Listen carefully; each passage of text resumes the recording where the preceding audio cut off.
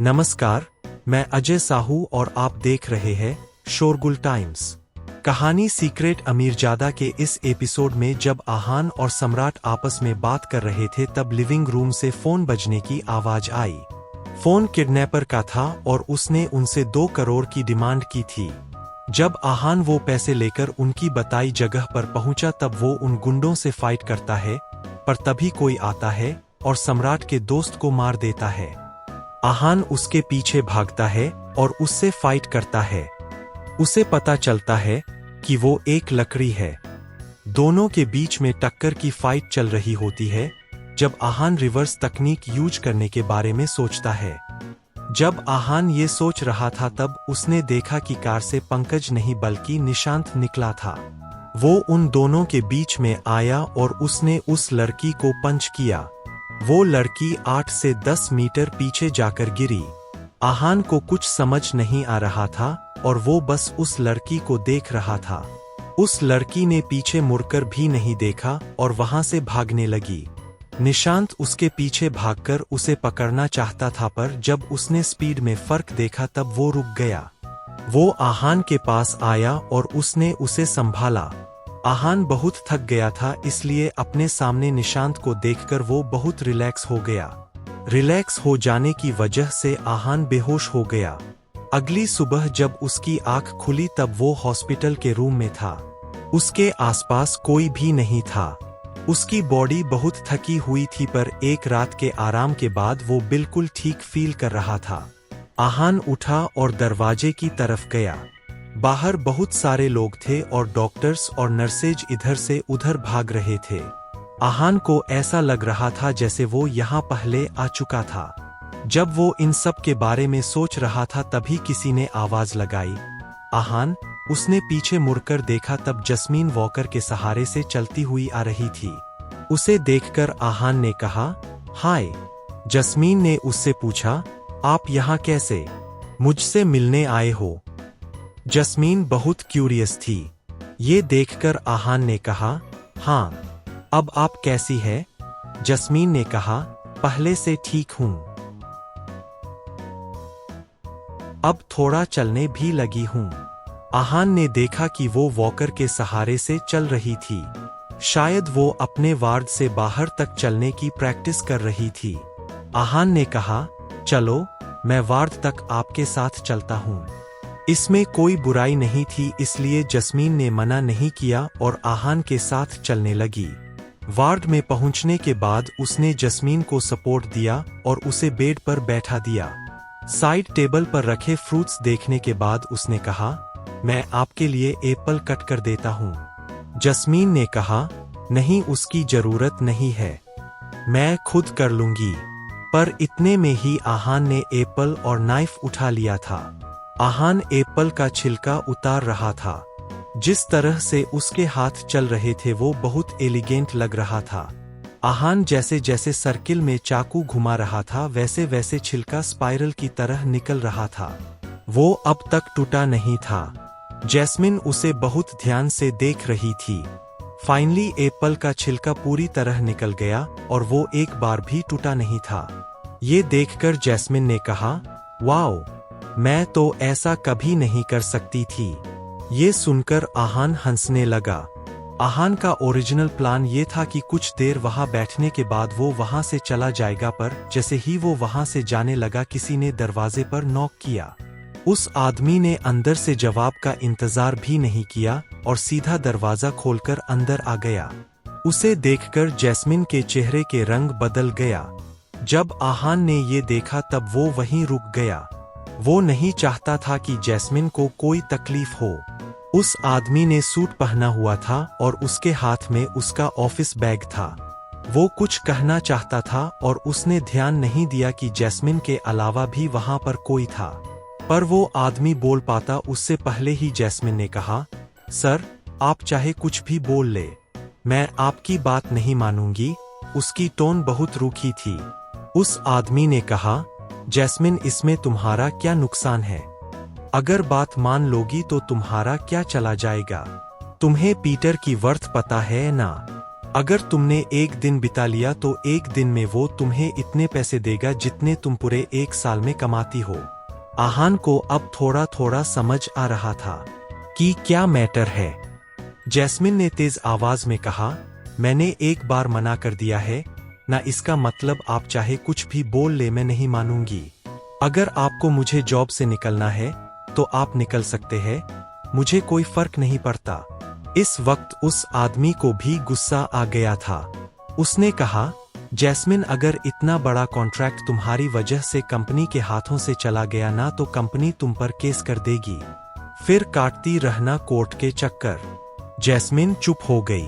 उसे समझ नहीं आ रहा था कि वो क्या बोलकर उसे मना करे। तभी आहान ने कहा, मुझे समझ नहीं आ रहा कि किसी के पर्सनल मैटर की वजह से कंपनी का कॉन्ट्रैक्ट कैसे जा सकता है, और अपने पर्सनल रीजन की वजह से आप किसी पर केस कैसे कर सकते हैं। इस वक्त उस आदमी का ध्यान आहान पर आ गया था। उसने आहान को ऊपर से नीचे देखा और उसके कपड़े देखकर सोचा कि ये कोई बहुत ही सिंपल सा इंसान है। उसने कहा, तुम्हें कोर्ट और लॉ के बारे में क्या पता है? बीच में बोलने की जरूरत नहीं है। आहान को उसकी बातों से फर्क नहीं पड़ा और उसने मुस्कुराते हुए कहा, सही है, मुझे इसके बारे में कहा कुछ पता है। उस आदमी कहा, फिर चुप रहो। इसके बाद उसने जैस्मिन की तरफ देखा और कहा, तुम इसके बारे में अच्छे से सोच लो। तुम्हारी जॉब, घर सब जा सकता है। अपनी माँ के बारे में सोचो और फिर फैसला लेना। वो आदमी फैमिली को बीच में ले आया था, इसलिए अब आहान से रुका नहीं गया और उसने अपने पॉकेट से फोन और अपना वॉलेट निकला। उसमें उसके पास वर्मा फैमिली के बिजनेस हेड का कार्ड था, जो जब आहान उनसे मिलने और अरुण के बारे में पूछने ऑफिस गया था तब उसे किसी ने दिया था। उसने सोचा था कि ये उसके कभी काम नहीं आएगा, पर वो आज काम आ गया था। उसने कॉल मिलाया और सामने से जवाब आया। तब उसने कहा, हेलो, मैं आहान रायजादा बोल रहा हूँ। इस वक्त वार्ड में जो दो बाकी लोग थे वो दोनों आहान को बहुत क्यूरियसली देख रहे थे। आहान ने कहा, आपके कंपनी के एक एम्प्लॉई है। आहान रुका और उसने उस आदमी की तरफ देखा और पूछा, आपका नाम? उस आदमी ने कहा, डायरेक्टर धवल सक्सेना। आहान ने फिर फोन पर कहा, हाँ, धवल सक्सेना। वो मेरी दोस्त के साथ बदतमीजी कर रहे हैं और किसी कॉन्ट्रैक्ट की वजह से उसे किसी पीटर के साथ कॉम्प्रोमाइज करने के लिए कह रहे हैं। ठीक लगे तो आप वो एक्शन ले सकते हैं। कुछ बात करने के बाद आहान ने फोन रख दिया। धवल ने आहान की तरफ देखा और सोचा कि वो बस नाटक कर रहा था। उसने उसके फोन कॉल को सीरियसली नहीं लिया था और उसने कहा, तुम्हें क्या लगता है तुम कौन हो? ये सब ट्रिक्स बहुत पुराने हो चुके हैं। मैं जानता हूं कि तुमने किसी को कॉल नहीं किया है। पर जैस्मिन का एटीट्यूड अलग था। उसने बात की तरफ तो कोई ध्यान नहीं दिया, पर वो जानती थी कि आहान वर्मा बिजनेस के एलीट लोगों को जानता था। जिस तरह आहान ने उनसे बात की थी, इतना तो साफ था कि दोनों एक दूसरे की बहुत रिस्पेक्ट करते थे। आहान ने कहा, मुझे जो करना था मैंने कर दिया। अब आप ही ये बिजनेस कार्ड देख लो और सोच लो कि ये सब सच है या नहीं। आहान ने धवल को वो बिजनेस कार्ड पकड़ा दिया। धवल ने जब वो कार्ड देखा तब उसकी आंखें खुली की खुली रह गई। ये स्पेशल बिजनेस कार्ड था जो वर्मा फैमिली के लोग सिर्फ खास लोगों को देते थे और उस पर सिर्फ इम्पोर्टेंट लोगों के ही नंबर थे। वो पैनिक करने लगा और उसे समझ नहीं आ रहा था कि वो क्या बोले। तभी उसका फोन बजने लगा। वो बहुत पैनिक कर रहा था और जैसे ही उसने फोन निकाला उसने देखा कि उसके ऑफिस से फोन था। उसने आहान को देखा और फोन उठा लिया। उसने कहा, हेलो। सामने से उसे डांट पड़ने की आवाजें आ रही थी। कोई उसे बहुत डांट रहा था और वो चुपचाप सुन रहा था। वो आहान को गुस्से में देखता हुआ वार्ड से बाहर चला गया। ये सब देखकर जैस्मिन ने कहा, थैंक यू। आहान ने कहा, मैंने सिर्फ एक कॉल किया है और कुछ नहीं। आहान के लिए वो बस एक फोन कॉल था, पर जैस्मिन के लिए वो बहुत बड़ी बात थी। आहान ने देखा कि जैस्मिन कुछ सोच रही है, इसलिए उसने कहा, आप इसके बारे में इतना क्या सोच रही है? मैंने जो भी कहा उसकी वजह से अब तुम्हें ऑफिस में कोई प्रॉब्लम नहीं होगी। ना कोई तुम्हें फायर करेगा और ना ही तुम्हें उस पीटर से डील करना पड़ेगा। जैस्मिन अभी भी कुछ परेशान थी। तब आहान ने कहा, अगर कुछ भी हुआ तो मैं तुम्हारे साथ चलूंगा। जैस्मिन ने तुरंत कहा, नहीं नहीं, उसकी जरूरत नहीं है। आहान ने कहा, फिर आप इतनी परेशान क्यों हैं? जैस्मिन ने कहा, आपने मेरी 2 बार मदद की है और मुझे समझ नहीं आ रहा है कि मैं आपके लिए ऐसा क्या करूं जिससे आपका ये एहसान चुका सकूं। आहान ने कहा, आपको इसके बारे में सोचने की जरूरत नहीं है, ये कोई बड़ी बात नहीं है। जैस्मीन ने कहा, आपके लिए नहीं होगी, मेरे लिए है। आहान ने कहा, तो फिर आप क्या चाहती है? मेरा एक्सीडेंट हो और आप मेरी मदद करें। जैस्मिन ने कहा, नहीं, बिल्कुल भी नहीं।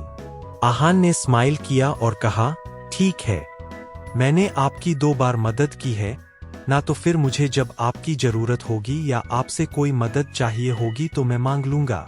आप मुझे 2 विशेष दे दीजिए। जैस्मिन को ये बात ठीक लगी, इसलिए वो मान गई। इसके बाद आहान अपने रूम में आ गया। वहां पर पंकज, सम्राट और निशांत उसका इंतजार कर रहे थे। पंकज ने पूछा, आप कहाँ चले गए थे? आहान ने कहा, कोई मिल गया था इसलिए उससे बात करने लग गया। इसके बाद आहान ने कहा, वो आदमी मर गया है, उसे डेजर्ट वुल्फ की एक फाइटर ने मारा है। पंकज ने पूछा, डेजर्ट वुल्फ की फाइटर? आहान ने कहा, हाँ, उसके कंधे पर वुल्फ बना हुआ था और हमारे पास उसकी बस यही एक निशानी है। निशांत ने कहा, वो जो कोई भी थी बहुत पावरफुल थी। सम्राट ने कहा, मैं अपने दोस्त की फैमिली से बात करता हूँ, शायद हमें कुछ पता चल जाए। आहान ने कहा, हाँ, उस लड़की ने उस आमदी को क्यों मारा ये तो मुझे नहीं पता, पर अब लगता है कि वो डायरेक्टली वर्मा फैमिली पर जल्दी अटैक करने वाले हैं। अगर ऐसा हो गया तो फिर हम शुभम की इनोसेंस प्रूव कर सकते हैं। जिस लड़की ने आहान पर अटैक किया था इस वक्त वो मिल्क बाथ ले रही थी। तभी वहां एक दूसरी लड़की आई। उसे देखकर पहली लड़की ने कहा, आई होप कुछ इंपॉर्टेंट बात है, इसलिए तुम मुझे डिस्टर्ब करने आई हो। दूसरी लड़की ने कहा, हाँ, वरना मैं तुम जैसे अड़ियल से बात करने क्यों आती। पहली लड़की ने कहा, जो कहना है जल्दी कहो। दूसरी लड़की ने कहा, वर्मा फैमिली अपना सीक्रेट ट्रेजर निकालने वाली है, किसी भी तरह हमें वो उनसे लेना है। पहली लड़की ने कहा, तो फिर अब हमें छुपने की जरूरत नहीं है। दूसरी ने कहा, नहीं, अब हम डायरेक्टली एक्शन ले सकते हैं और जब वर्मा फैमिली बाहर आएगी तब सीधा वॉर होगा। उस सीक्रेट ट्रेजर की न्यूज लीक हो जाने की वजह से फैमिली बहुत परेशान थी। इस सीक्रेट ट्रेजर की वजह से आगे क्या होगा, आगे जानने के लिए बने रहिए हमारे चैनल शोरगुल टाइम्स के साथ। बस इसी के साथ यह एपिसोड यहीं पर समाप्त होता है। इस एपिसोड को आगे बढ़ाते हुए कल फिर मुलाकात होगी। तब तक के लिए इजाजत। नमस्कार, धन्यवाद।